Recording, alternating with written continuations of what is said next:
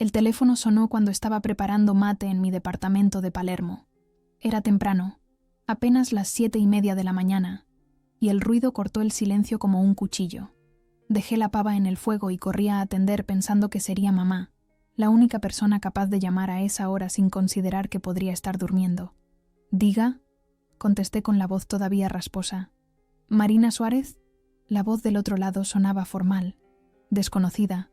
«Sí, soy yo. Le hablo del estudio Gómez y Asociados. Se trata del testamento de Ernesto Suárez».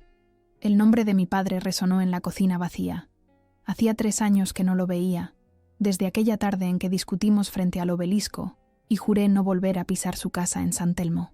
«¿Qué pasa con él?», pregunté, aunque ya intuía la respuesta. «Lamento informarle que el señor Suárez falleció hace 2 días. Como albacea de su testamento, necesito que se presente en nuestras oficinas a la brevedad».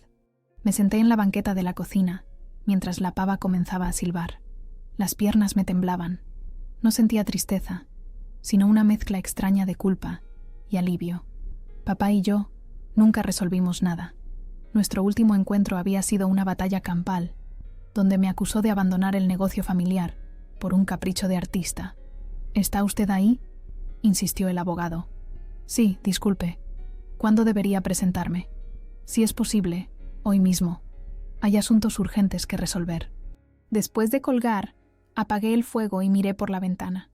Buenos Aires despertaba bajo un cielo gris. Tenía 2 horas antes de la cita, suficiente para ducharme, vestirme y tomar el subte hasta Microcentro. Suficiente también para que los recuerdos volvieran como una avalancha. Mi padre, Ernesto Suárez, había sido un anticuario respetado en San Telmo. Su negocio, Antigüedades Suárez, ocupaba un local en la calle Defensa desde hacía más de 30 años. Yo crecí entre muebles coloniales y lámparas Art Deco, aprendiendo a distinguir una pieza auténtica de una falsificación antes de saber multiplicar. Se suponía que heredaría el negocio, que continuaría su legado, pero elegí estudiar restauración de arte en la UBA y luego montar mi propio taller. «Sos igual a tu madre», me había dicho la última vez que nos vimos, soñadora e ingrata. Mamá había muerto cuando yo tenía 12 años, un cáncer fulminante que no le dio tiempo a despedirse. Desde entonces, papá y yo quedamos solos, unidos por el dolor y separados por todo lo demás. Nunca volvió a mencionar a mamá después del funeral, como si nombrarla pudiera invocar otra tragedia. A las 10 en punto entré al edificio de Reconquista 865. El estudio Gómez y Asociados ocupaba todo el 5º piso. Una secretaria me hizo esperar en una sala con sillones de cuero y revistas de economía. 15 minutos después, me recibió un hombre canoso de unos 60 años. «Señorita Suárez, soy Carlos Gómez. Lamento conocerla en estas circunstancias». Su oficina era sobria. Un escritorio de roble, diplomas enmarcados y una ventana con vista a la calle. Me senté frente a él, con la cartera apretada contra el pecho como un escudo. «Su padre modificó su testamento hace 6 meses», explicó mientras sacaba una carpeta. «Lo nombró a usted heredera universal de todos sus bienes, incluido el negocio de antigüedades». ¿A mí? La sorpresa me dejó sin aliento. Pensé que le dejaría todo a mi tío Ricardo. Ellos siempre fueron cercanos. El abogado ajustó sus lentes y continuó. Su tío falleció en enero. Un infarto, tengo entendido. Otra noticia que me golpeaba. El tío Ricardo, el hermano menor de papá, era la única persona capaz de hacerlo reír. Yo lo quería, aunque nos veíamos poco. «Hay algo más, señorita Suárez». El abogado sacó un sobre cerrado. «Su padre dejó esto para usted, con instrucciones de entregárselo personalmente». El sobre pesaba. Dentro había una llave antigua y una nota escrita con la caligrafía inconfundible de papá. «Marina, hay cosas que nunca te dije. En el sótano de la tienda, detrás del armario veneciano, encontrarás lo que tu madre quería que tuvieras. Perdóname por no tener el valor. E.S. ¿Cuándo puedo acceder a la tienda?», pregunté con la voz temblorosa. «Ahora mismo, si lo desea. El local está cerrado desde su fallecimiento, pero como heredera tiene todo el derecho». Salí del edificio con la cabeza dando vueltas. El día se había vuelto más frío y las nubes amenazaban lluvia. Tomé un taxi hasta San Telmo, dándole la dirección que conocía de memoria. Defensa 1192. Durante el trayecto, La llave quemaba en mi bolsillo. ¿Qué había escondido papá durante todos estos años? ¿Qué secreto era tan importante como para mencionarlo en su última voluntad? El taxi me dejó frente al local. El cartel de Antigüedades Suárez seguía igual, con sus letras doradas sobre fondo verde oscuro. A través del vidrio empolvado, distinguí las siluetas familiares de los muebles cubiertos con sábanas. Respiré hondo antes de introducir la llave en la cerradura. El sonido metálico me transportó a mi infancia, cuando papá abría la tienda cada mañana y yo lo seguía, curiosa y adormilada. La campanilla sobre la puerta anunció mi entrada. El olor a madera vieja, cera de abeja y tiempo detenido me golpeó como un abrazo inesperado. Cerré tras de mí y encendí las luces. Todo estaba exactamente como lo recordaba. El mostrador de caoba, las vitrinas con porcelanas, el reloj de pie que marcaba eternamente las 3:15. El sótano. Tenía que ir al sótano. La puerta estaba junto al mostrador, disimulada en la pared. Bajé los escalones de piedra con cuidado, sosteniendo el pasamanos de hierro. El interruptor de la luz estaba al final de la escalera. Lo accioné, y una bombilla desnuda iluminó el espacio subterráneo, donde papá almacenaba sus piezas más valiosas. Y allí estaba el armario veneciano, una pieza imponente del siglo XVIII con incrustaciones de nácar. Según papá, había pertenecido a un comerciante de la República de Venecia que lo trajo a Argentina a principios del siglo XX. Nunca había querido venderlo, a pesar de las ofertas generosas. Moví el armario con esfuerzo, centímetro a centímetro, hasta que reveló lo que ocultaba. Una pequeña puerta en la pared, casi invisible en la penumbra. Mi corazón latía con fuerza mientras introducía la llave en la cerradura oculta. Al abrir, descubrí un hueco en la pared. Dentro había una caja de madera con las iniciales CLM, las iniciales de mamá, Carmen Lucía Molinari. Mis dedos acariciaron las iniciales talladas en la madera. La caja olía a cedro y a secretos guardados demasiado tiempo. Me senté en el suelo polvoriento del sótano, con la espalda apoyada contra la pared de ladrillos desnudos, y coloqué la caja sobre mis rodillas. Pesaba más de lo que aparentaba. No tenía cerradura, solo un mecanismo sencillo que cedió al presionar los laterales. La tapa se abrió con un crujido suave. Lo primero que vi fue una fotografía. Mamá, joven y sonriente, sentada en un banco de la Plaza Dorrego. Llevaba un vestido floreado y el pelo suelto al viento. No recordaba esa imagen. La fecha al reverso indicaba mayo de 1985, un año antes de mi nacimiento. Junto a ella había un hombre que no era mi padre. El hombre era alto, de pelo oscuro y barba incipiente. Tenía el brazo alrededor de los hombros de mamá, y ambos miraban a la cámara con complicidad. Detrás de ellos se distinguía el bullicio de la Feria de Antigüedades de San Telmo. Seguí explorando. Había un fajo de cartas atadas con una cinta roja descolorida. La primera estaba fechada en julio de 1984 y firmada por alguien llamado Javier Álzaga. El papel temblaba entre mis manos mientras leía: Querida Carmen, no puedo dejar de pensar en nuestro encuentro del domingo. Cada vez se me hace más difícil mantener esta distancia que nos imponen las circunstancias. Sé que tu matrimonio con Ernesto está en crisis, pero también entiendo tu sentido de responsabilidad. Solo quiero que sepas que, decidas lo que decidas, yo estaré aquí. El estudio en Barracas sigue siendo nuestro refugio. Te espero el jueves como acordamos. Siempre tuyo, Javier. Un escalofrío me recorrió la espalda. Mamá había tenido un amante. ¿Mi padre lo sabía? Las fechas coincidían con el año anterior a mi nacimiento. Una idea perturbadora comenzó a formarse en mi mente, pero la aparté de inmediato. Seguí revisando el contenido. Había más cartas, todas firmadas por Javier, todas rebosantes de amor y planes para un futuro juntos. La última estaba fechada en abril de 1986, un mes antes de mi nacimiento. Mi Carmen. No puedo expresar la alegría que me invade sabiendo que pronto nacerá nuestra hija. Aunque las circunstancias nos obliguen a mantener este secreto, quiero que sepas que ya la amo con toda mi alma. Respeto tu decisión de permanecer con Ernesto por ahora, y entiendo tus razones. Él es un buen hombre a pesar de todo, y sé que serán tiempos difíciles, pero confío en que algún día podamos estar juntos los tres, como la familia que somos en el corazón. Te amo eternamente, Javier. La carta se me cayó de las manos. Me quedé mirando al vacío, sintiendo que el aire se volvía denso a mi alrededor. ¿Era posible? Ernesto Suárez, el hombre severo y distante que me había criado, ¿no era mi padre biológico? Seguí buscando en la caja y encontré un sobre amarillento con un documento legal, una prueba de paternidad realizada en secreto cuando yo tenía 2 años. El resultado no dejaba lugar a dudas. Ernesto Suárez no era mi padre biológico. Todo cobraba sentido ahora.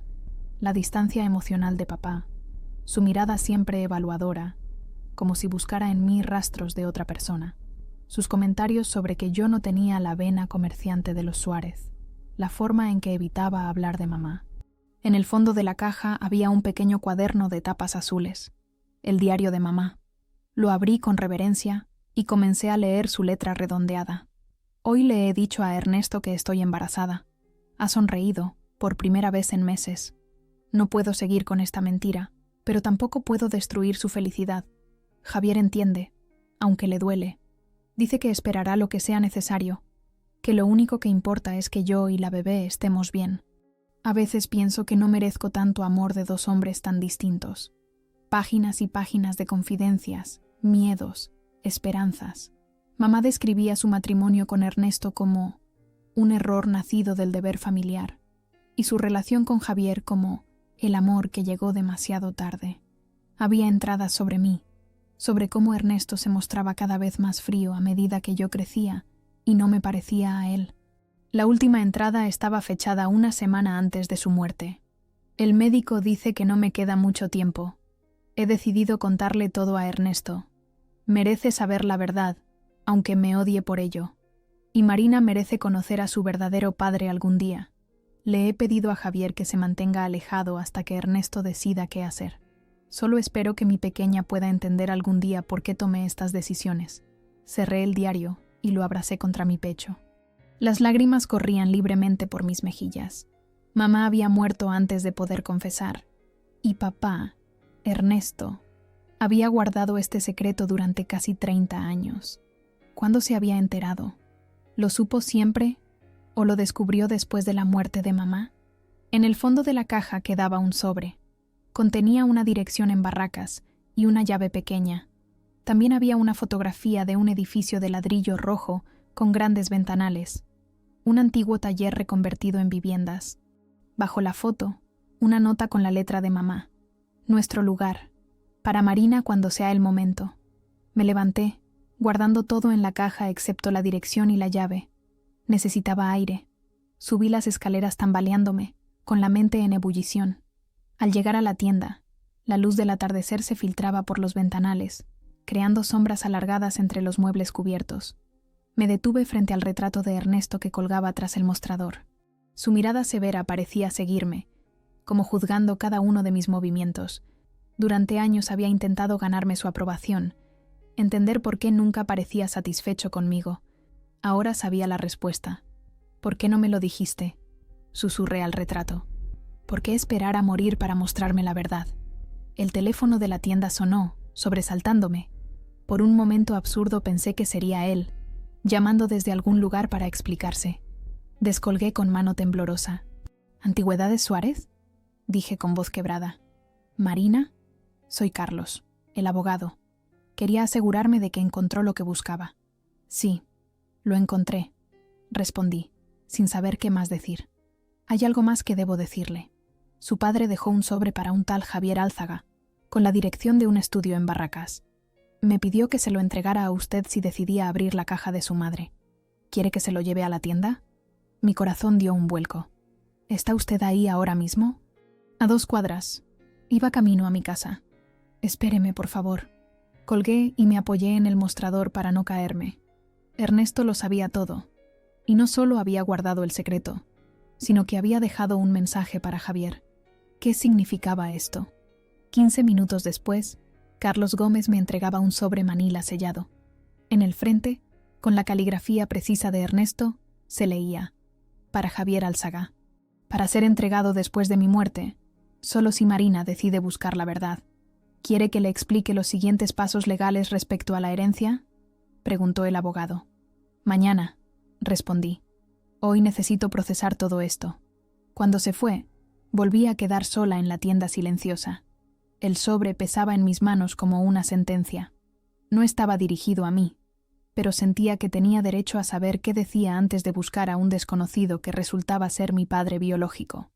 Rompí el sello y extraje una carta escrita a mano. Álzaga, cuando leas esto, yo habré muerto, y Marina conocerá la verdad que le oculté durante todos estos años. Nunca te busqué para matarte como fue mi primer impulso cuando descubrí las cartas tras la muerte de Carmen. No por cobardía, sino porque eras el padre de Marina, y ella ya había perdido a su madre.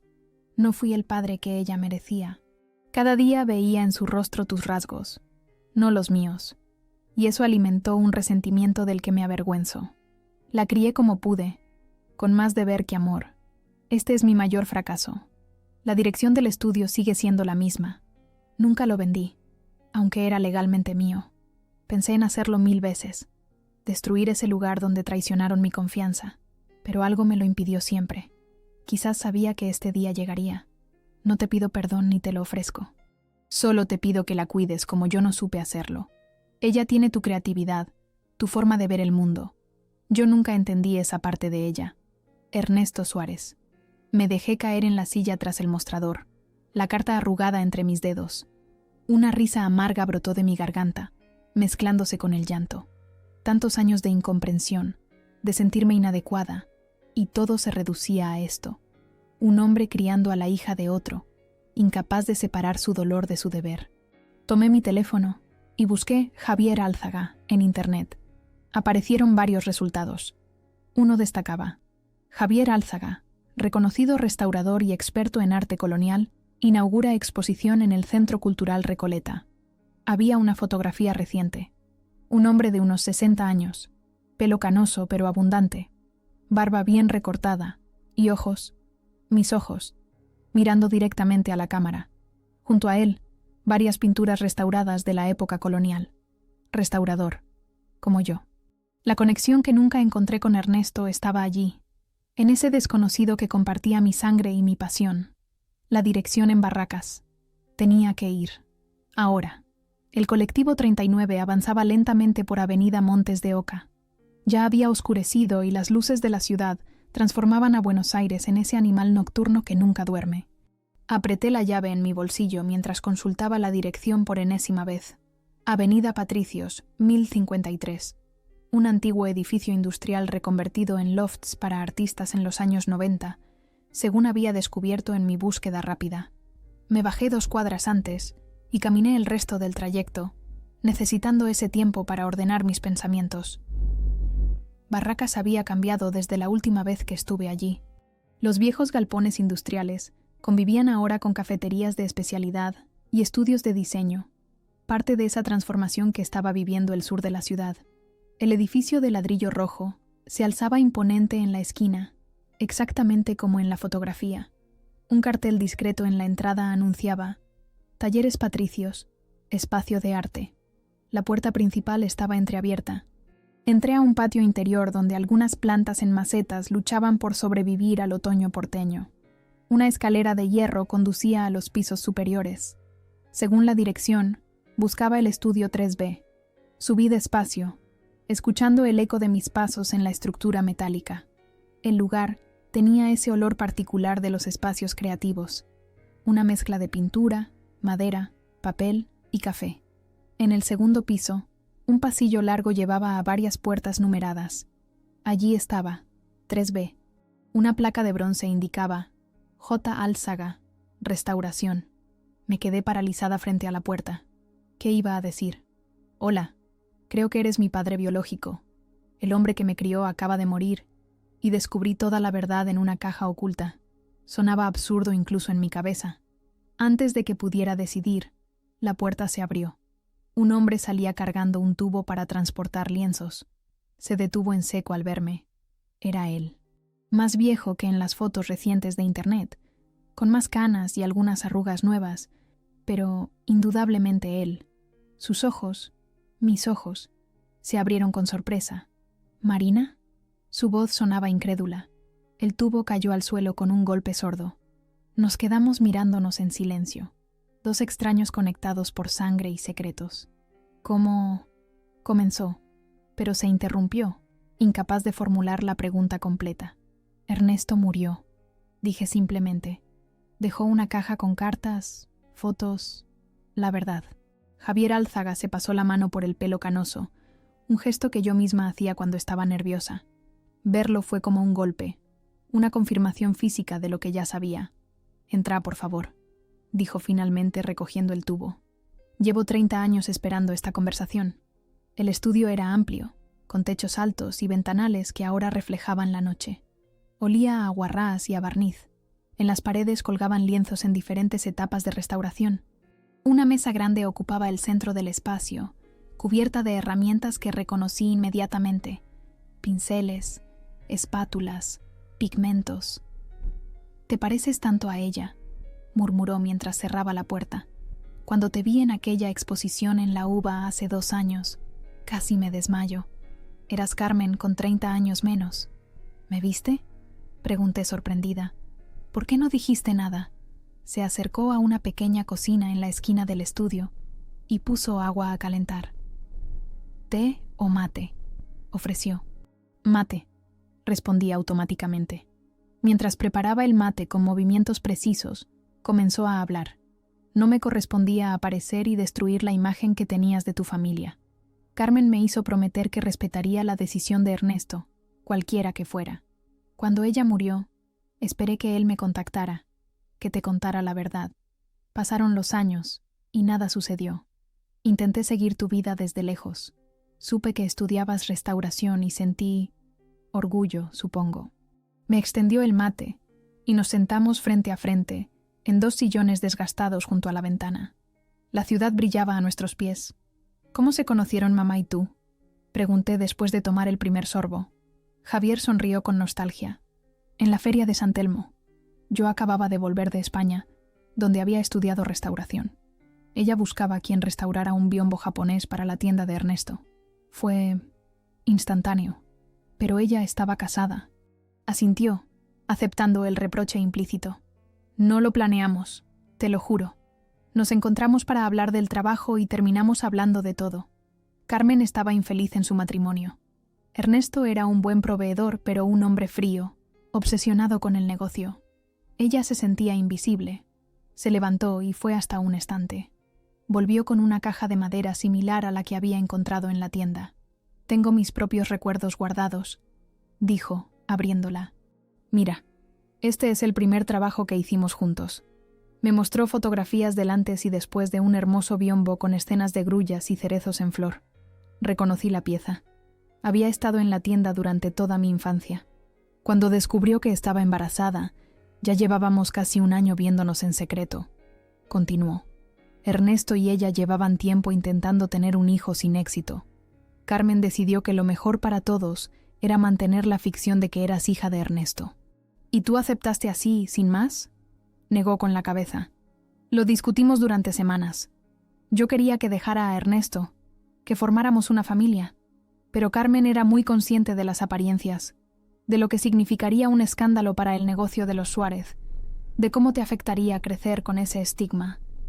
Al final, cedí porque la amaba y porque pensé que, con el tiempo, encontraríamos la manera». Se quedó en silencio, mirando por la ventana. «Pero ella murió», concluí. «Sí, fue tan rápido. Cuando me enteré de su diagnóstico, quise estar cerca, pero ella insistió en que debía mantenerme alejado. Su última carta decía que le contaría todo a Ernesto antes de morir. Supongo que nunca tuvo la oportunidad. Le entregué la carta que Ernesto había dejado para él. La leyó en silencio, con el rostro cada vez más pálido.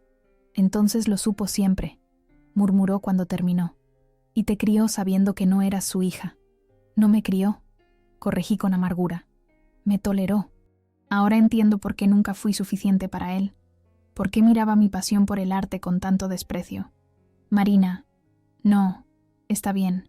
Es liberador, en cierto modo. Pasé años tratando de complacerlo, de entender por qué había tanta distancia entre nosotros. Al menos ahora tiene sentido». Javier dejó la carta sobre la mesa y me miró fijamente. «Quiero que sepas que nunca pasó un día sin que pensara en ti. Te seguí desde lejos. Estuve en tu graduación, sentado en la última fila. Vi tu primera exposición de restauración en el Centro Cultural Recoleta.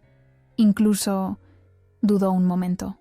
Incluso contraté a una de tus compañeras para que llevara un marco a tu taller, solo para saber cómo estabas. El marco veneciano, recordé de pronto. María Eugenia lo trajo hace 2 años. Dijo que un colega necesitaba una opinión sobre la técnica de dorado. Asintió, con una pequeña sonrisa. Hiciste un trabajo excepcional. Nos quedamos en silencio, tomando mate y asimilando la situación. Había tantas preguntas, tantos años perdidos. ¿Y ahora qué?, pregunté finalmente. Eso depende de ti, respondió. No espero que me llames papá, ni que compensemos 3 décadas en una noche. Solo quiero la oportunidad de conocerte, si estás dispuesta. Miré alrededor del estudio. Las herramientas idénticas a las mías, los lienzos en proceso, los pigmentos cuidadosamente organizados. Era como ver mi propio espacio de trabajo, pero con 30 años más de experiencia. La conexión que nunca sentí con Ernesto estaba aquí, en esta habitación, con este hombre que compartía mi sangre y mi pasión. Hay algo más que deberías saber, dijo Javier, interrumpiendo mis pensamientos. Este edificio, este estudio, es tuyo. ¿Qué? Carmen lo compró a mi nombre con dinero que había heredado de su familia. Después de su muerte, lo puse a nombre de ambos, Ernesto y yo, pensando que algún día él te lo traspagaría. Parece que nunca lo hizo, pero legalmente, la mitad ya es tuya, y yo quiero cederte mi parte. No puedo aceptarlo, respondí automáticamente. No es un regalo, Marina, es tu herencia. Tu madre quería que tuvieras un lugar propio donde desarrollar tu arte. Lo dice en la carta que dejó. Se acercó a un cajón y sacó un sobre amarillento. Me lo entregó con manos temblorosas. Onne, la última carta que me escribió. Menciona el estudio y sus deseos para ti. Creo que deberías leerla. Tomé el sobre, sintiendo su peso en mis manos. Una última conexión con mi madre. Una mujer que apenas recordaba, pero cuyas decisiones habían definido toda mi vida. Necesito tiempo, dije, guardando la carta sin abrirla. Por supuesto, respondió comprensivo. Han sido demasiadas revelaciones para un solo día. Me levanté, sintiendo el agotamiento emocional de las últimas horas. Tengo que volver a casa, procesar todo esto. Javier asintió y se levantó también. Me acompañó hasta la puerta en silencio. Antes de salir, se detuvo. ¿Puedo darte mi número? Por si quieres hablar o preguntar algo o... Dejó la frase sin terminar. Intercambiamos números. El momento de la despedida fue incómodo. No éramos lo suficientemente cercanos para un abrazo, pero un apretón de manos parecía ridículamente formal. Gracias por recibirme, dije finalmente. Gracias a vos por venir, respondió con una sonrisa tímida. Salí del edificio con pasos lentos. La noche había refrescado y las calles estaban tranquilas. Al llegar a la parada del colectivo, saqué la carta de mamá. No podía esperar a llegar a casa. Mi querido Javier, si estás leyendo esto, yo ya no estoy, y nuestra hija por fin conoce la verdad. Cuánto lamento no haber tenido el valor de enfrentar las consecuencias de nuestro amor mientras vivía. Elegí lo que creí mejor para Marina, pero ahora me pregunto si no fue egoísmo disfrazado de sacrificio. El estudio quedará para ella.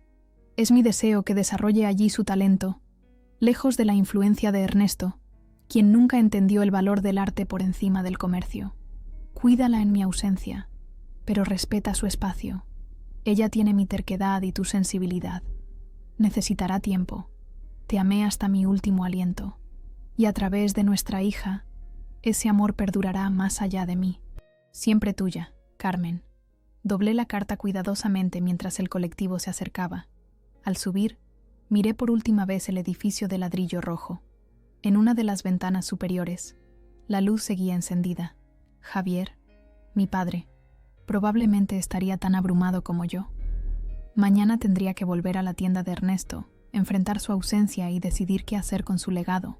Pero esta noche, mientras volvía a casa, sentí que por primera vez en mucho tiempo estaba recorriendo mi propio camino, no el que otros habían trazado para mí. La ciudad pasaba veloz por la ventanilla del colectivo. Buenos Aires, siempre cambiante y siempre igual, como la vida misma. Mi vida, que a partir de hoy tenía un antes y un después. Y en el bolsillo, 2 llaves que abrían puertas a mundos diferentes, la de la tienda de antigüedades de un padre que me crió sin quererme, y la del estudio de un padre que me quiso sin poder criarme. Un rayo de sol se colaba por la ventana de mi departamento cuando abrí los ojos. Dormí apenas unas horas, con sueños fragmentados donde Ernesto, mamá y Javier aparecían y desaparecían como en un teatro de sombras. Me levanté sintiendo el peso de las decisiones pendientes. Sobre la mesa de la cocina, las llaves de la tienda y del estudio me recordaban que ya no podía postergar lo inevitable. Tras una ducha rápida y un café amargo, salí rumbo a San Telmo. El barrio despertaba lentamente. Los vendedores acomodaban sus puestos en las veredas y los bares levantaban sus persianas metálicas. Al doblar en defensa, vi la tienda desde lejos. Antigüedades Suárez, un nombre que ya no sentía como propio. Estaba por introducir la llave en la cerradura cuando noté que la persiana metálica estaba a medio levantar. Alguien había entrado. Con el corazón acelerado, empujé la puerta entreabierta y me asomé al interior. ¿Hay alguien ahí?, pregunté, tratando de que mi voz sonara firme. Unos pasos se acercaron desde el fondo de la tienda. Un hombre mayor apareció entre las sombras, con un plumero en la mano. «Señorita Marina, perdón si la asusté. Don Ernesto me dio una llave hace años para limpiar temprano. Lo reconocí entonces. Roberto, el viejo asistente que venía 2 veces por semana a mantener el orden en la tienda.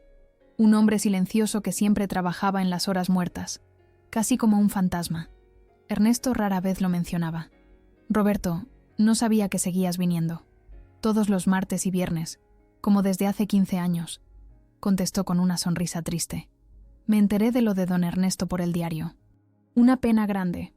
Encendí todas las luces de la tienda y contemplé el espacio con nuevos ojos. Cada mueble, cada objeto tenía ahora un significado diferente. No eran solo antigüedades. Eran piezas de una historia compleja que Ernesto había guardado celosamente.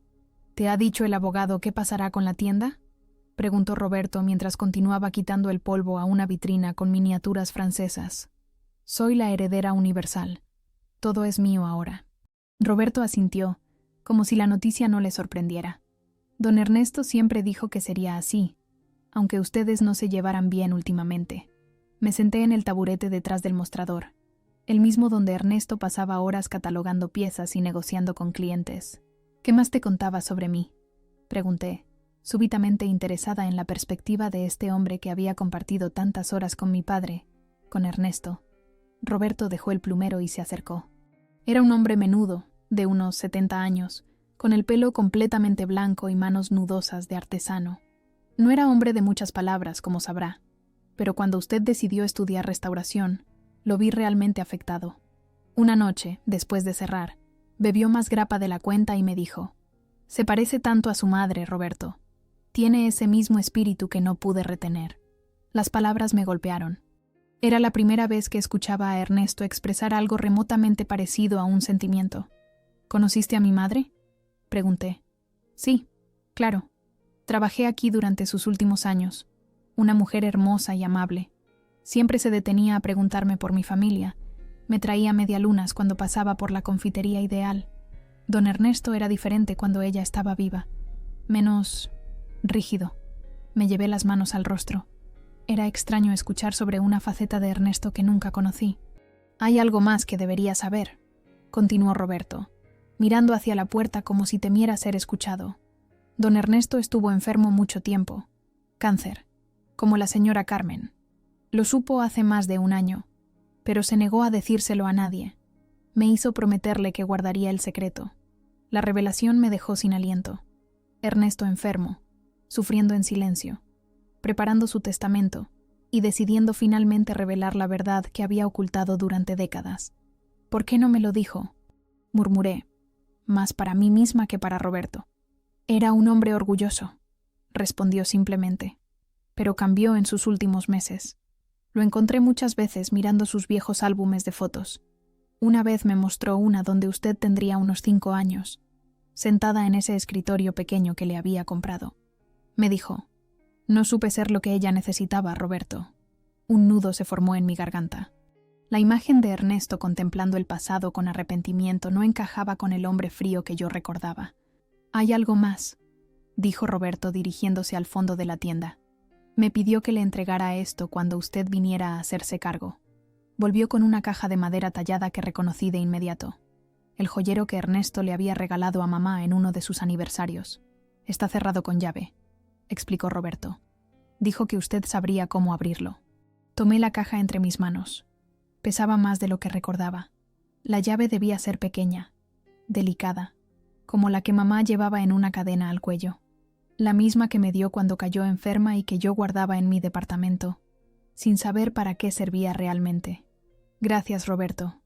Has sido muy amable». El hombre asintió y terminó de recoger sus cosas.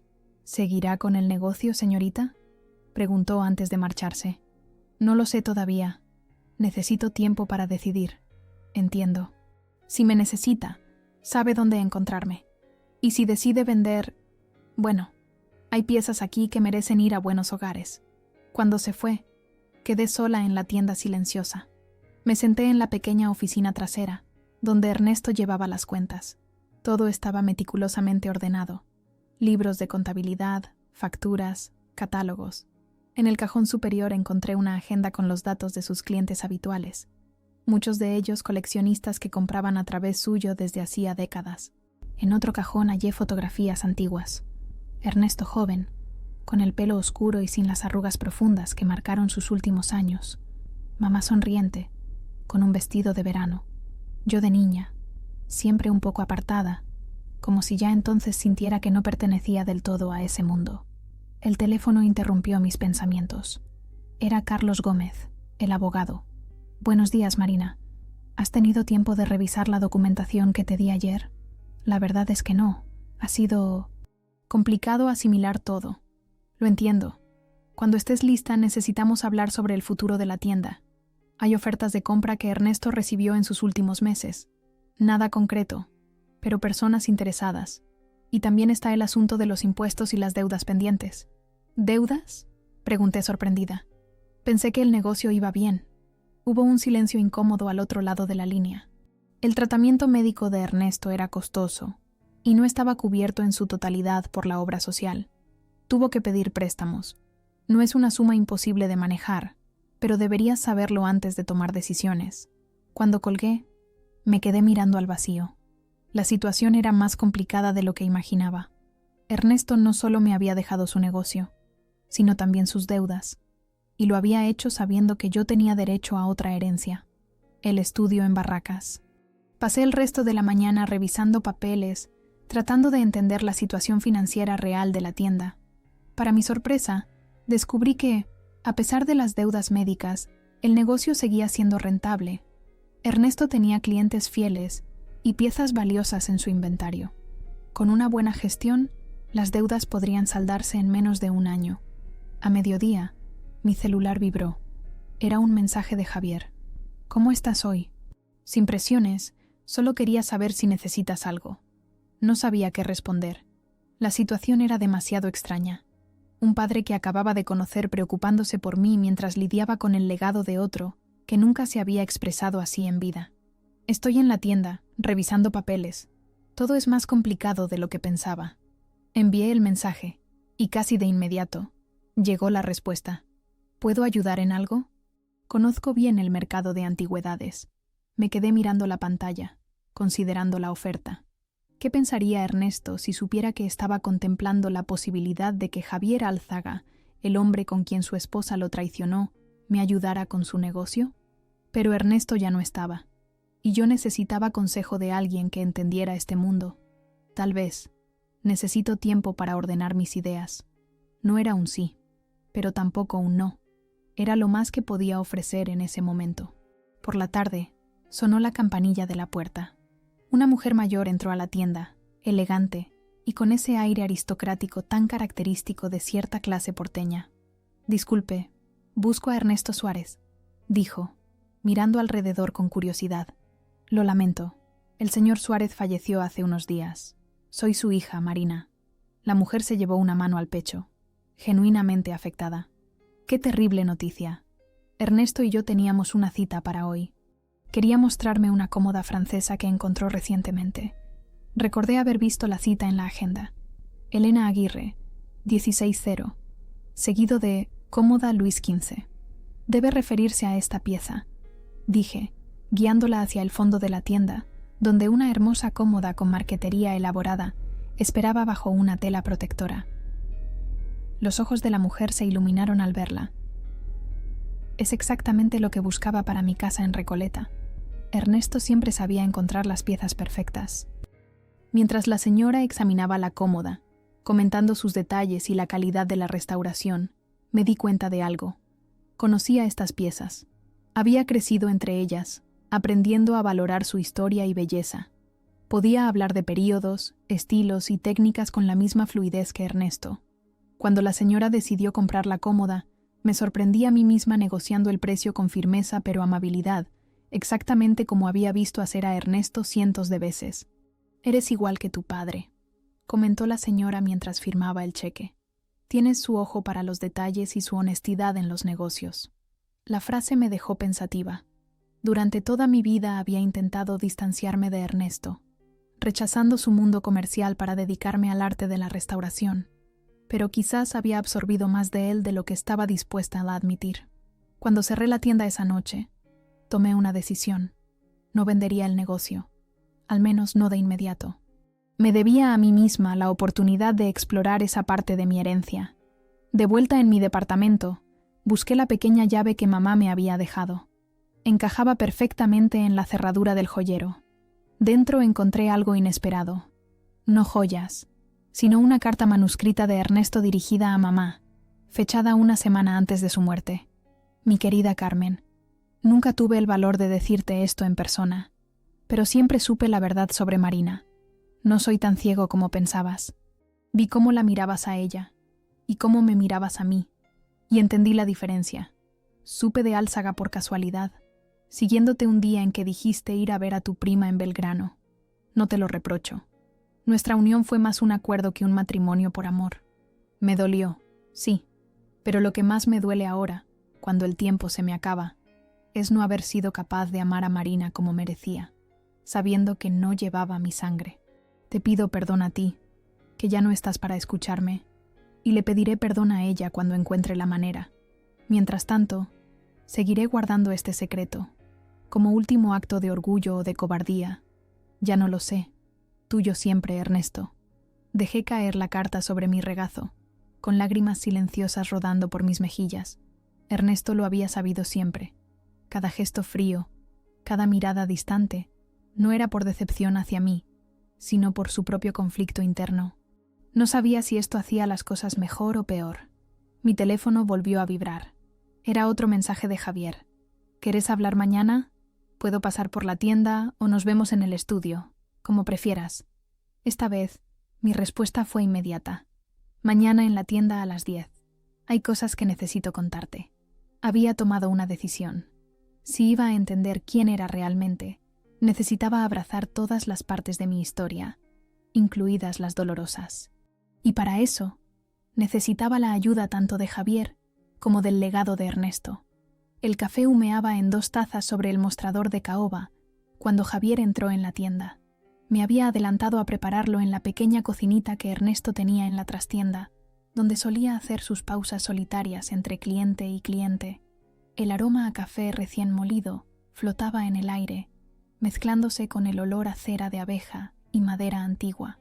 «Buenos días», saludó Javier, deteniéndose en la entrada, como si necesitara permiso para avanzar en ese territorio ajeno. Llevaba una chaqueta de cuero gastada y una bufanda gris. En sus manos, un sobre grande que dejó sobre el mostrador. «Traje algunas fotos que pensé que te gustaría ver», explicó. «De tu madre y mías. También de los primeros trabajos que hicimos juntos». Le indiqué una de las tazas y me senté en el taburete alto detrás del mostrador. Él tomó asiento frente a mí, del lado donde normalmente estarían los clientes. La escena tenía algo de formal, como una entrevista de trabajo. Encontré una carta de Ernesto, dije sin preámbulos. La escribió para mamá poco antes de que ella muriera. Al parecer, siempre supo que yo no era su hija biológica. Javier palideció visiblemente. Sus manos se tensaron alrededor de la taza. ¿Desde el principio? Eso parece. Te siguió un día y descubrió todo. El silencio que siguió estaba cargado de preguntas no formuladas, de recriminaciones silenciosas a un pasado que no podíamos cambiar. Finalmente, Javier suspiró y sacudió levemente la cabeza. Siempre me pregunté si lo sabía. A veces, cuando me cruzaba con él en eventos de arte o en subastas, me miraba de una forma como si quisiera decirme algo, pero nunca pensé que hubiera guardado el secreto toda su vida. Yo tampoco puedo entenderlo, admití. ¿Por qué criar a la hija de otro hombre, sabiendo la verdad, sin decir nada? El orgullo puede ser una prisión, murmuró Javier. Quizás admitirlo le parecía más doloroso que fingir. Abrí el sobre que había traído. Dentro había fotografías en papel, amarillentas por el tiempo. Mamá joven, radiante, con el pelo negro y largo que yo apenas recordaba. Javier a su lado, siempre mirándola como si fuera lo más valioso del mundo. Algunas fotos los mostraban trabajando juntos en lo que parecía el estudio de Barracas, inclinados sobre un lienzo, con pinceles y espátulas en las manos. Teníamos la misma pasión, comentó Javier, señalando una de las imágenes. Tu madre tenía un talento natural para la restauración, aunque nunca se formó académicamente. Fue ella quien insistió en que el biombo japonés necesitaba ciertos pigmentos especiales que solo se conseguían importados. Tenía razón, por supuesto. Mientras miraba las fotos, algo se agitó dentro de mí. Veía en esas imágenes no solo a mis padres biológicos, sino también el origen de mi propia vocación, como si el amor por la restauración estuviera en mis genes, una herencia más profunda que cualquier tienda de antigüedades. Necesito tu ayuda, Javier. Lo que necesites, respondió sin dudar. Hay piezas aquí que requieren restauración antes de poder venderlas. Ernesto dejó deudas que debo saldar, y la mejor manera es poner en valor el inventario. Pero mi taller es demasiado pequeño para algunas de estas piezas, y no tengo todos los materiales necesarios. El estudio en Barracas es tuyo, dijo simplemente. Tiene todo lo que necesitas y espacio de sobra. Sería extraño trabajar allí, admití. Es como entrar en una vida alternativa, la que podría haber tenido si las cosas hubieran sido diferentes. Lo entiendo. Podemos empezar con algo pequeño. ¿Qué te parece si llevamos una pieza al estudio? Algo manejable que podamos restaurar juntos. Recorrimos la tienda hasta que encontramos el candidato perfecto, un secréter francés de finales del siglo XVIII, con incrustaciones de marfil dañadas y el barniz craquelado por el tiempo. Era una pieza hermosa pero desafiante, justo el tipo de trabajo en el que me especializaba. Este es perfecto, dijo Javier, examinando los detalles. Las técnicas para restaurar estas incrustaciones casi no han cambiado en 200 años. Podemos trabajar como lo hacían los ebanistas originales. Esa misma tarde trasladamos el secreter al estudio en Barracas. Al entrar de nuevo en ese espacio amplio y luminoso, sentí una mezcla de aprensión y curiosidad. Era extraño pensar que este lugar había sido el escenario de la historia de amor que dio origen a mi existencia. Javier despejó un área de trabajo y colocó el mueble bajo la luz natural que entraba por los ventanales. Con movimientos precisos, comenzó a preparar los materiales. Espátulas, pigmentos, barnices, lijas de distinto gramaje. ¿Por dónde empezamos?, pregunté, colocándome la bata de trabajo que había traído de mi taller. Primero hay que evaluar los daños, respondió. Cada pieza cuenta su propia historia a través de sus heridas. Me sorprendió escucharlo usar casi exactamente las mismas palabras que yo solía decir a mis clientes. Era otra de esas coincidencias que hacían cada vez más evidente nuestro parentesco. Trabajamos en silencio durante un rato, cada uno concentrado en una sección diferente del mueble. La familiaridad de los movimientos, el olor de los materiales, la concentración absoluta en los detalles, todo eso creaba un espacio compartido donde las palabras sobraban.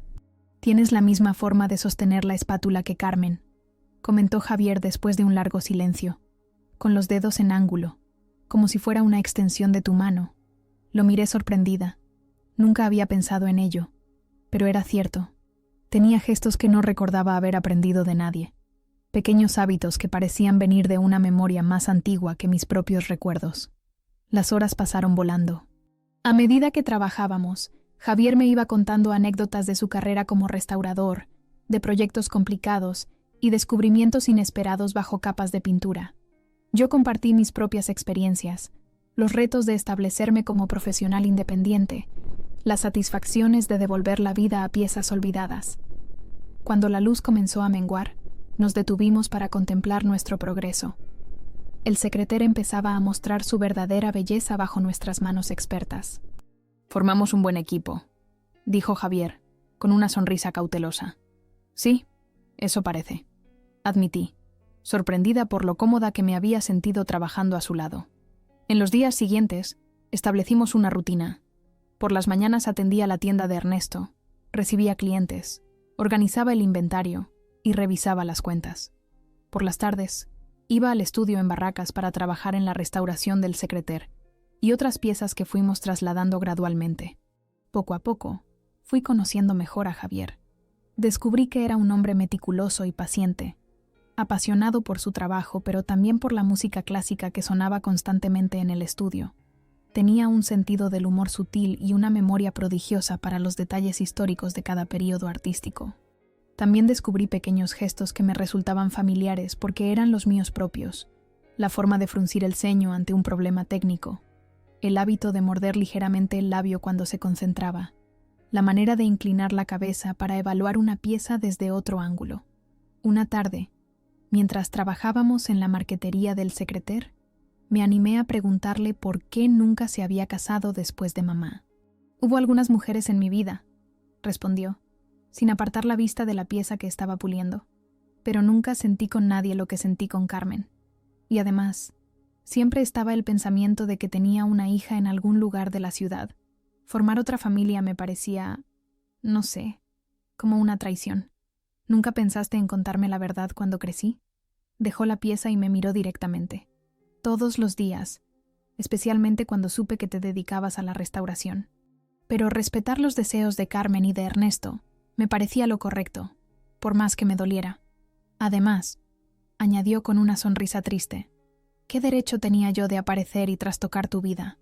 Nuestra conversación fue interrumpida por el sonido de la puerta del estudio abriéndose. Una mujer de mediana edad entró sin llamar, como si tuviera la costumbre de hacerlo. «Javier, perdona que venga sin avisar, pero necesito consultarte sobre el retablo de...». Se detuvo en seco al verme. «Oh, disculpa. No sabía que tenías compañía. Laura, te presento a Marina Suárez», dijo Javier, con una voz que intentaba sonar casual, pero que delataba cierta tensión. «Marina, ella es Laura Montes, restauradora y colega desde hace muchos años». La mujer me estrechó la mano con firmeza, evaluándome con ojos entrenados para detectar detalles. «Suárez, la hija de Ernesto Suárez, el anticuario de San Telmo». «Así es», respondí, notando cómo su mirada iba de mi rostro al de Javier repetidamente. «No sabía que trabajabas con Javier», comentó con cierta suspicacia. «Tenía entendido que tú y tu padre... bueno, que no compartían visiones sobre la restauración». «Las circunstancias cambian», intervino Javier, claramente incómodo. «Marina está restaurando algunas piezas de la tienda de su padre. Le ofrecí el estudio porque tiene mejor iluminación y equipamiento que su taller». Laura asintió lentamente, pero su expresión indicaba que intuía que había algo más en esa explicación. «Ernesto falleció hace poco», añadí, sintiendo la necesidad de aclarar. «Estoy reorganizando su negocio, y Javier me está ayudando con las piezas que necesitan intervención». «Ya veo», murmuró Laura. «Lo lamento mucho. Conocí a tu padre en varias subastas. Era un hombre... interesante». Algo en su tono sugería que sabía más de lo que decía. Me pregunté si Laura había sido parte del círculo de personas que conocían la enemistad entre Ernesto y Javier.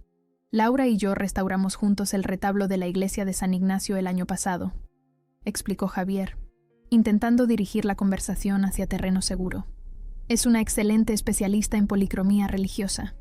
La mujer sonrió ante el cumplido, pero sus ojos seguían fijos en mí con una curiosidad apenas disimulada. «¿Podríamos hablar un momento en privado, Javier?», preguntó finalmente. «Es sobre el presupuesto para el Museo de Arte Hispanoamericano». «Por supuesto», respondió él. «Marina, ¿me disculpas unos minutos?». Asentí y seguí trabajando mientras ellos se retiraban a la pequeña oficina al fondo del estudio. A pesar de la puerta cerrada, sus voces llegaban hasta mí. no lo suficientemente altas para distinguir palabras completas, pero sí para notar el tono alterado de la conversación. Cuando regresaron, la tensión era palpable. Laura se despidió con una formalidad excesiva y salió rápidamente. Javier se quedó de pie junto a la puerta, pasándose una mano por el pelo canoso. «Parece que ya no es un secreto», dijo finalmente. «¿Ella sabe?» «Sí. Laura y yo fuimos pareja hace algunos años. Ella conoce toda la historia con Carmen y Ernesto, y ahora ha conectado los puntos al verte. ¿Le molesta que estemos trabajando juntos?» Javier soltó una risa breve, sin humor. «Le molesta que no se lo haya contado, que aparezcas de repente en mi vida. Y también…» dudó un momento. «Creo que le preocupa que esto pueda afectar nuestra participación en algunos proyectos. El mundo de la restauración en Buenos Aires es pequeño, y Ernesto tenía conexiones importantes.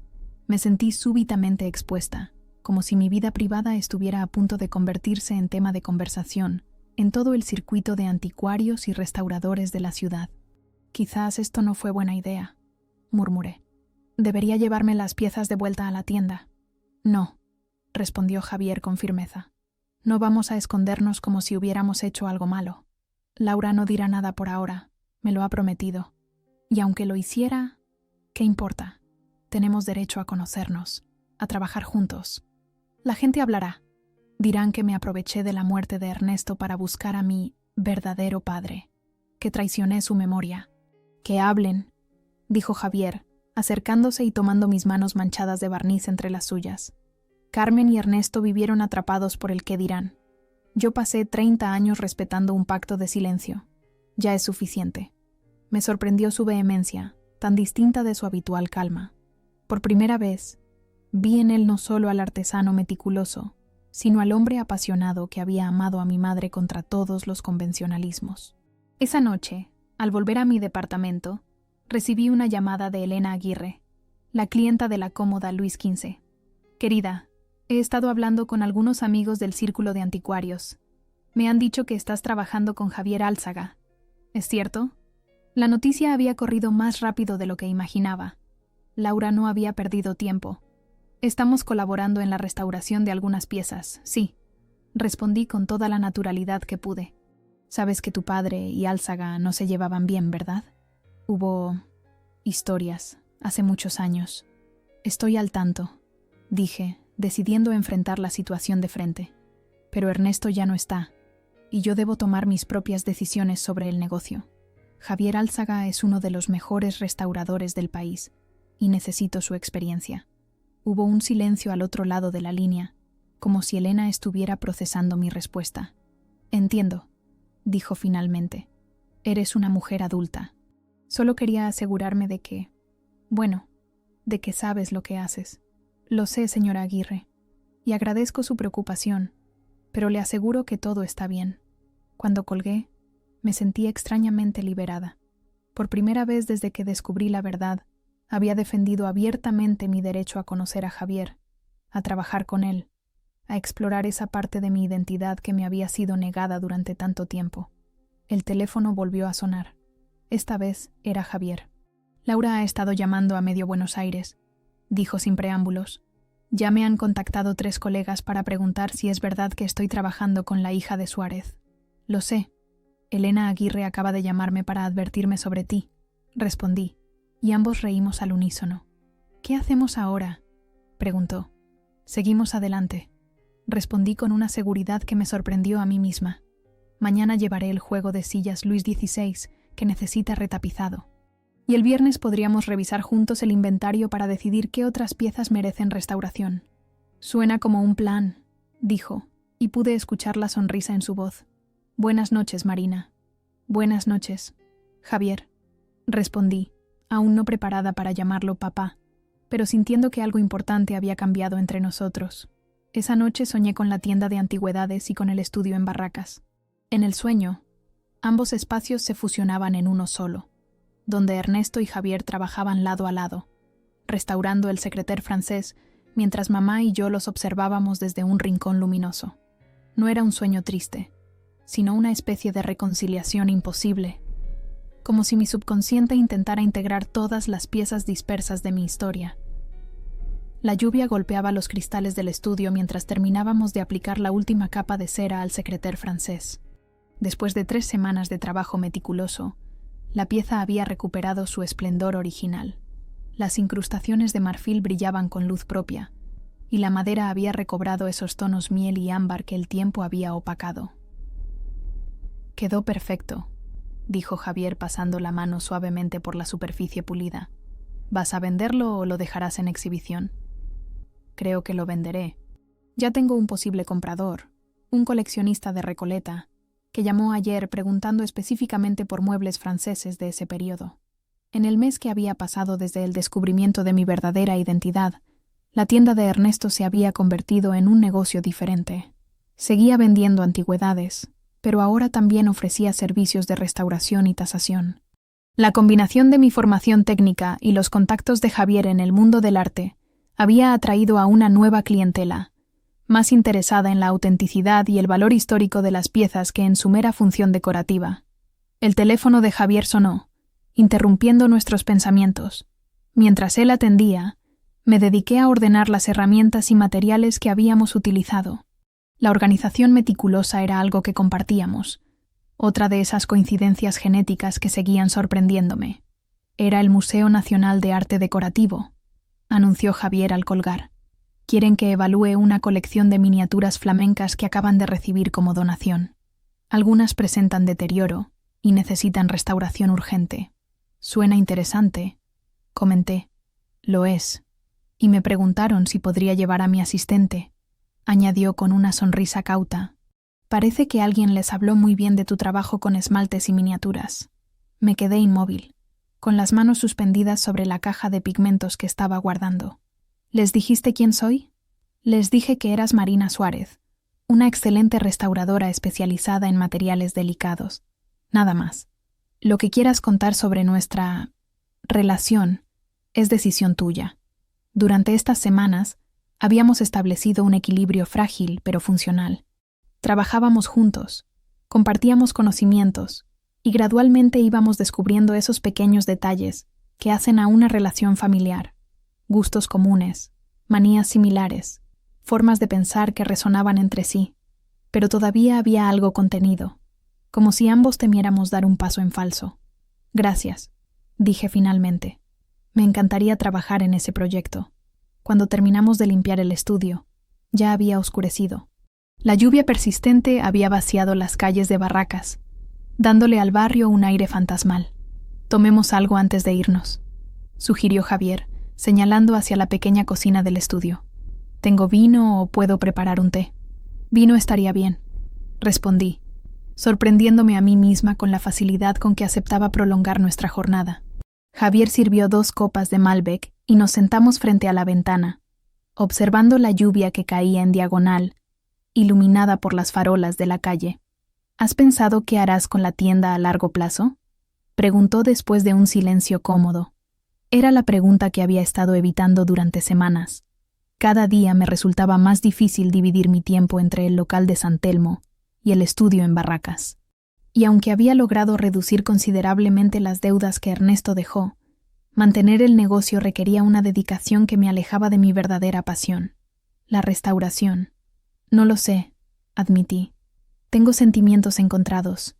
Por un lado, la tienda es el legado de Ernesto, lo único tangible que me dejó. Por otro, nunca fue realmente mi mundo. Javier asintió comprensivamente. ¿Has considerado transformarla?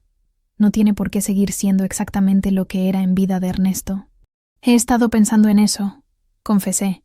Tal vez podría convertirla en un espacio más especializado, centrado en piezas que necesiten restauración. Un lugar que combine lo comercial con lo artístico. Eso suena más a ti. Nos quedamos en silencio nuevamente. Las palabras «más a ti» resonaban en mi mente. ¿Quién era yo realmente? ¿La hija de Ernesto Suárez, heredera de un negocio tradicional de antigüedades? ¿O la hija de Javier Álzaga, con su sensibilidad artística y su dedicación a preservar la belleza histórica? Mañana tengo una reunión con Carlos Gómez, dije finalmente. Quiere que finiquitemos algunos asuntos pendientes de la herencia de Ernesto. También hay un tema con el local. Parece que el edificio entero está en venta. ¿El edificio? Eso podría complicar las cosas. O simplificarlas, respondí. Quizás sea la señal que necesito para tomar una decisión.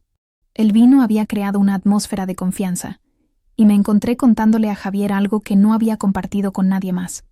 Hay noches en que sueño con Ernesto. No dice nada, solo me mira con esa expresión indescifrable que tenía cuando evaluaba una pieza dudosa, como si estuviera tratando de determinar mi autenticidad, mi valor. Javier dejó su copa y se inclinó hacia mí. Marina, Ernesto cometió muchos errores, pero estoy seguro de que te quería a su manera. Te dio su apellido, su negocio. Eso es más de lo que muchos hombres harían en su situación. Lo sé, y es por eso que me cuesta tanto decidir qué hacer con su legado. Siento que le debo algo, aunque nunca me dio lo que yo más necesitaba. No le debes nada, dijo Javier con firmeza. Ni a él, ni a mí, ni siquiera a Carmen. Tu vida es tuya, Marina. Las decisiones que tomes deben ser por ti, no para saldar deudas con fantasmas. Sus palabras me golpearon con una verdad que había estado evitando. Durante toda mi vida, mis elecciones habían estado condicionadas por mi relación con Ernesto, ya fuera buscando su aprobación o rebelándome contra sus expectativas. Incluso mi carrera como restauradora había sido, en parte, una forma de distanciarme de su mundo comercial. Tienes razón, murmuré. Es hora de decidir por mí misma. El día siguiente, amaneció despejado, como si la tormenta de la noche anterior hubiera limpiado el aire de Buenos Aires. Llegué temprano a la oficina de Carlos Gómez, con la mente más clara de lo que había estado en semanas. Buenos días, Marina. Me saludó el abogado, indicándome una silla frente a su escritorio. Tengo novedades sobre el edificio. El propietario ha hecho una oferta. Está dispuesto a venderte solo el local de la tienda, separándolo del resto del inmueble. ¿Es posible eso legalmente? Sí, aunque requeriría algunos trámites adicionales. El local tiene entrada independiente, y los planos originales lo contemplan como una unidad funcional separada. El precio es razonable, considerando la ubicación. Observé los documentos que Carlos había dispuesto sobre la mesa. Planos, tasaciones, una propuesta formal de venta. Todo estaba preparado para que yo tomara la decisión de comprar el local y asegurar así la continuidad del negocio de Ernesto. ¿Y si quisiera vender? Pregunté repentinamente. El negocio, no el local. Las antigüedades, los contactos, el nombre comercial. Carlos me miró sorprendido. Bueno, eso es perfectamente posible. De hecho, tengo entendido que Ricardo Mendizábal ha expresado interés en varias ocasiones. Fue competidor de tu padre durante años, pero siempre respetó la calidad de su inventario. ¿Mendizábal? ¿El de la Galería de Retiro? El mismo. Me contactó hace unos días para presentar sus condolencias y, de paso, preguntar discretamente por el futuro de la tienda. Una idea comenzó a formarse en mi mente. ¿Podríamos organizar una reunión con él? Hoy mismo, si es posible. Carlos asintió, visiblemente intrigado por mi repentino cambio de actitud. 3 horas después, me encontraba sentada frente a Ricardo Mendizábal en un café de la avenida Alvear. Era un hombre de unos 70 años, elegante, y con ese aire aristocrático que parecía ser requisito para moverse en ciertos círculos de Buenos Aires. A pesar de haber sido competidor de Ernesto, hablaba de él con genuino respeto. Tu padre tenía un ojo excepcional para las antigüedades francesas, comentó mientras revolvía su café. Nunca entendí por qué no se especializó solo en ese periodo. Hubiera dominado el mercado. Ernesto creía en diversificar, respondí, recordando sus largas explicaciones sobre estrategia comercial. Decía que los gustos cambian, pero la calidad siempre encuentra comprador. Mendizábal sonrió, como apreciando la sabiduría de esa filosofía. Carlos me dijo que estás considerando vender el negocio. Así es. He estado evaluando mis opciones y creo que la tienda merece continuar en manos de alguien que entienda y respete lo que Ernesto construyó. Mi camino está en otra dirección. La restauración, asintió Mendizábal. He visto tu trabajo. Ese secretaire francés que restauraste el mes pasado es extraordinario. Tienes talento. Me sorprendió que estuviera al tanto de mis proyectos recientes. Pero Buenos Aires siempre había sido una ciudad de redes invisibles donde la información fluía por canales insospechados. Tengo una propuesta, dije, yendo directamente al punto. Estoy dispuesta a venderle el inventario, los contactos, incluso el nombre comercial Antigüedades Suárez si lo desea. Pero con una condición. Te escucho. Quiero mantener el local, no como tienda de antigüedades, sino como taller de restauración. Un espacio donde los coleccionistas puedan traer sus piezas para ser evaluadas y restauradas. Usted podría reubicar el inventario en su galería de retiro o abrir una sucursal con otro nombre. Mendizábal me estudió con interés renovado. Es una propuesta poco convencional, pero interesante. ¿Has pensado en el aspecto económico? Tengo una tasación completa del inventario y una proyección de los ingresos de los últimos 3 años. También puedo ofrecer mis servicios como restauradora para sus clientes con un descuento preferencial durante el primer año, como parte del acuerdo. Conversamos durante casi 2 horas, afinando detalles, negociando términos. Mendizábal resultó ser un negociador duro pero justo, cualidad que Ernesto siempre había reconocido en él, a pesar de su rivalidad. Cuando nos despedimos, teníamos un acuerdo preliminar que Carlos formalizaría en los próximos días. Me sentía extrañamente ligera mientras caminaba por la avenida Alvear, como si hubiera dejado atrás un peso que ni siquiera sabía que estaba cargando. Mi próximo destino fue la tienda de San Telmo. Entré por última vez como propietaria de Antigüedades Suárez, recorriendo cada rincón con una mezcla de nostalgia y alivio. Pronto esos espacios se transformarían. Las vitrinas darían paso a mesas de trabajo, los escaparates a estanterías con materiales y herramientas. Me detuve frente al retrato de Ernesto que colgaba tras el mostrador. Su mirada severa parecía seguirme, como había hecho durante toda mi vida. «Espero que lo entiendas», murmuré, aunque sabía que era absurdo hablarle a un cuadro. «No estoy abandonando tu legado. Solo lo estoy transformando en algo que también sea mío». Descolgué el retrato y lo guardé cuidadosamente en una caja. No lo destruiría, pero tampoco lo tendría presidiendo mi nuevo espacio. Ernesto formaría parte de mi historia, pero ya no dominaría mi presente. Esa tarde, llamé a Javier. Vendí el negocio de antigüedades a Ricardo Mendizábal. Anuncié sin preámbulos cuando atendió. ¿Todo?, preguntó sorprendido. El inventario, los contactos, el nombre comercial. Pero mantuve el local. Voy a convertirlo en un taller de restauración. Hubo un silencio al otro lado de la línea. ¿Estás segura? Es una decisión importante. Completamente segura. Por primera vez, siento que estoy eligiendo mi propio camino, no reaccionando al de Ernesto o al tuyo. Me alegro por ti, Marina. Su voz sonaba sincera. Creo que es una decisión valiente. Hay algo más, añadí. Quisiera que me ayudaras con el diseño del taller.